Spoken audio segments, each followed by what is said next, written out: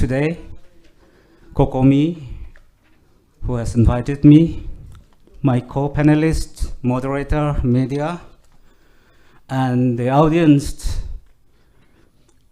via internet who are watching this program. I'm supposed to take a review of Prashant Bhushan, who was one of the key speakers at the Manipur Ki Baat held in New Delhi on 18th February 2025. Let me focus primarily on what he says, what he represents, what was his ideological positions, what was his theoretical formulations or articulations, what was the intention, his method of representations, and what he stands for. Professionally, Prashant Bhushan is an eminent lawyer turned politician.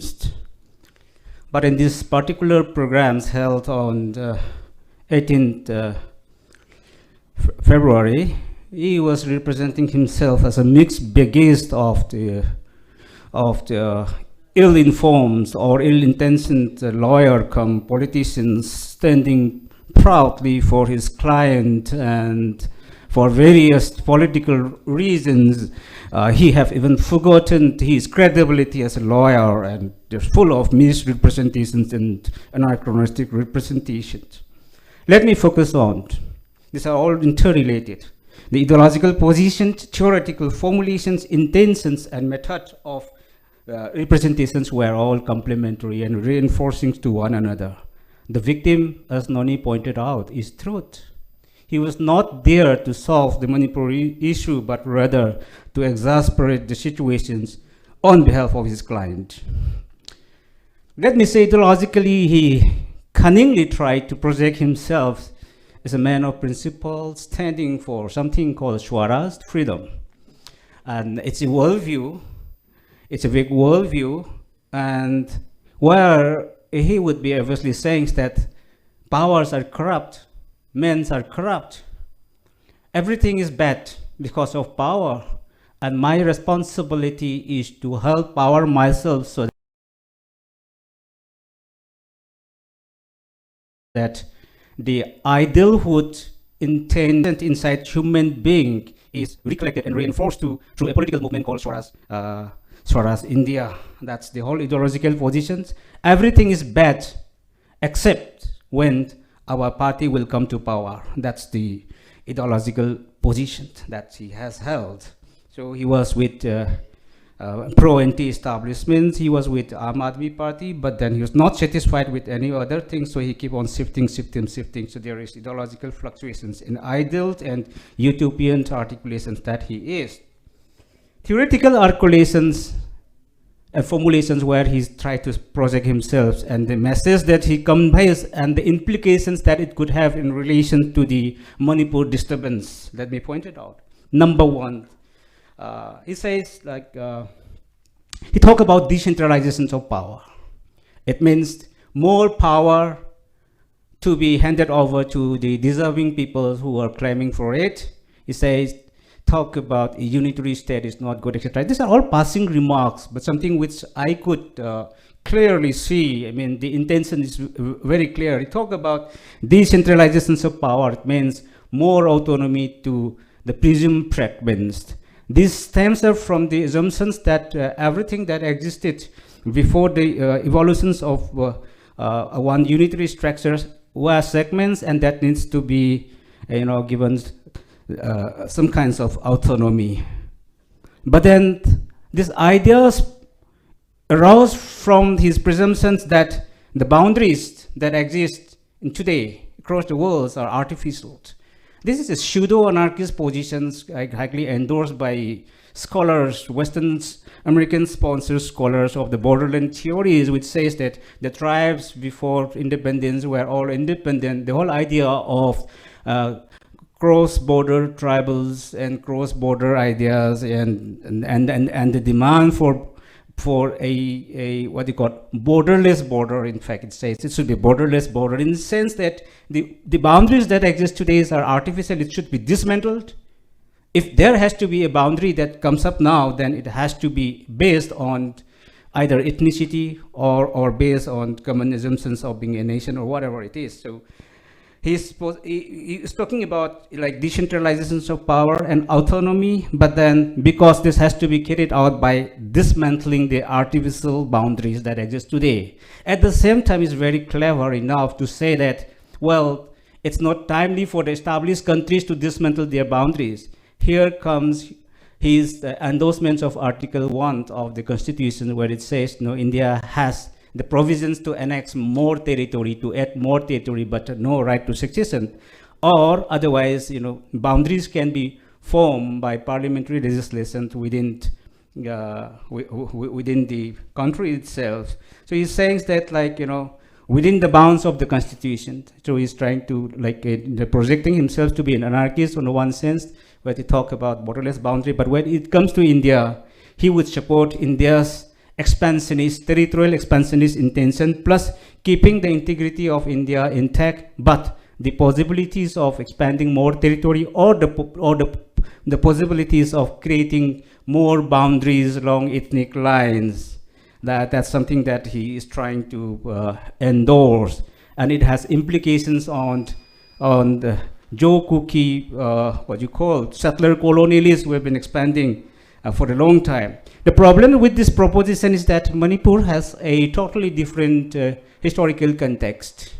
These boundaries were not artificial. It's not based on any conquest, but precisely there are various reasons why this and the historical context, how this boundary was evolved. That's a long history. I will not dwell into it, but my only suggestion to Prashant Bhushan is that when he is dealing with the Manipur situations, and when he is trying to show Manipur boundary as the mechanically superimposed territory, that he needs to understand history. And his versions of articulations is quite suffering from imperfectness because of this eagerness to stand for the political cause of the client where he stands for. Therefore, these are the two main points that I would like to point out: ideological positions and theoretical articulations. Now the intention is very clear that he would endorse bifurcations of Manipur into various ethnic blocks, giving more autonomy to various divisive forces. But he fails to understand the context in Manipur and the level of the autonomy that's recorded or being sacrosanctly protected by the constitution, such as Article 371, Hill Village Authorities Act 1956, and etc., etc. He blindly jumps into the context and proposes a demand without actually understanding the context and the manner how different degrees of decentralizations and power devolutions have been enforced in Manipur, which is where he is trying to portray himself as a blind. Now, with all this intention in mind, his method of representation is quite interesting.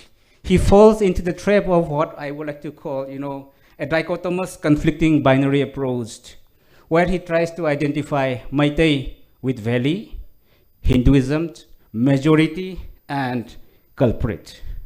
And where he tries to show the other side of the victim as identifying with hills, minority, Christian, cookie, and helpless victims. This binary approach is quite dogmatic. This is where even the Indian left have failed to address the issues. These are already pre-existing and a very hegemonic template that exists in India, where it could have been successfully implied in many parts of the country. But the situation in Manipur is completely different. It's neither Hindu versus Christianity, which they try to show it as with some religious angles. You talk about the majority attacking the minority, or the valley attacking the hills, but truth speaks completely different.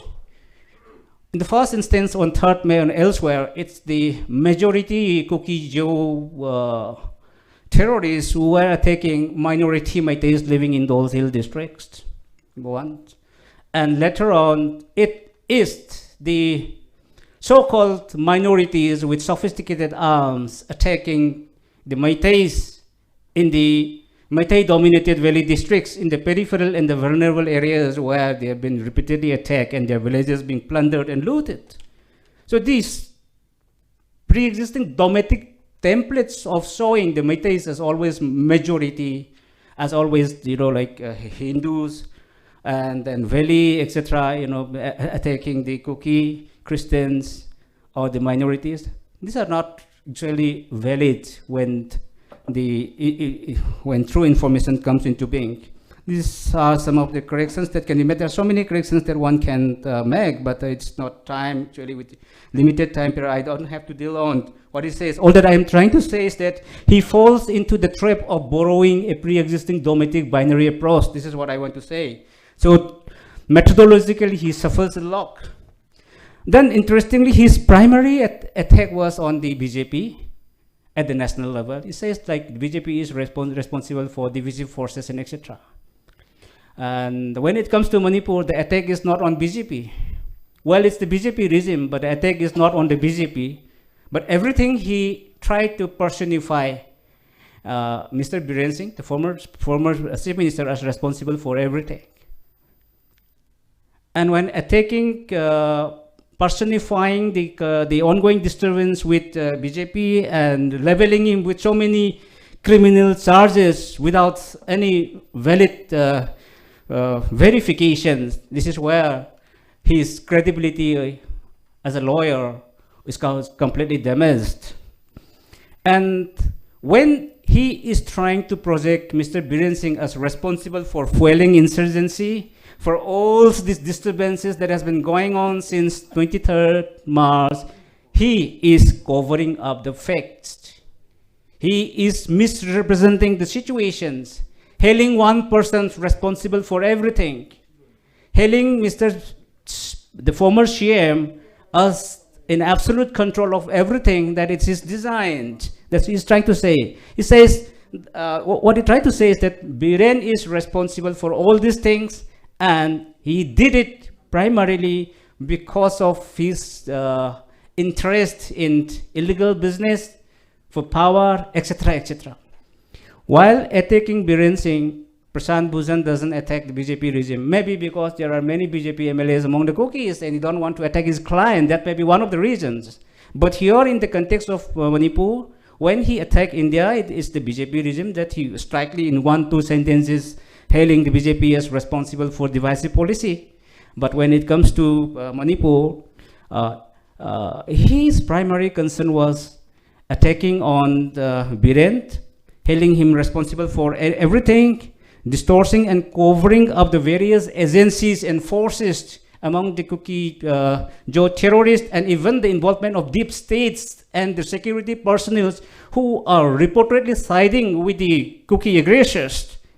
This is something he deliberately tried to cover by overemphasizing on Biren Singh. So what I find from the overall his representation is like his understanding of Manipur's history. His representations suffers from oversimplifications, anachronistic representation of history, and intended intentions to further dehumanize Meitei peoples and decontextualize the history of Manipur with full of bogus and biased opinions, trying to justify the demand of such divisive forces to create autonomous regions, at the same time blaming everything to the majority. When he was attacking the former CM as a criminal and an attacker, he was also indirectly charging the Meiteis as responsible, because he identifies the CM with Meitei, with Hinduism, so and so forth. Like so, like by associations or by loyalty to the regime, it seems to me that he was attacking the entire Meitei peoples as responsible for the crime, for the crimes and the ongoing disturbances. These are some of the areas where he says he talked about the failure of the judiciary talk about a failure of media and criminal regimes. What he fails to understand is that when it comes to media representation, he is also one of those which I level in the category of industry of lies, standing for the client, standing for a one-sided view, representing a completely distorted image, and trying to project Manipur in a totally different manner by selective representations of ideological positions and cunningly twisted theoretical formulations with ill-informed and underreported facts and figures, trying to show to the world that his clients are always right and the rest are wrong. These are some of the observations I would be saying. And finally, my concluding remark is that men like Prashant Bhushan, with lots of fame and all, should come down from these one-sided perceptions, rather stand for neutrality if he thinks that there should be solutions in Manipur. Now, Biren has gone, something which he had liked at all, and we have to see how and towards which direction India has to deal with the Manipur question.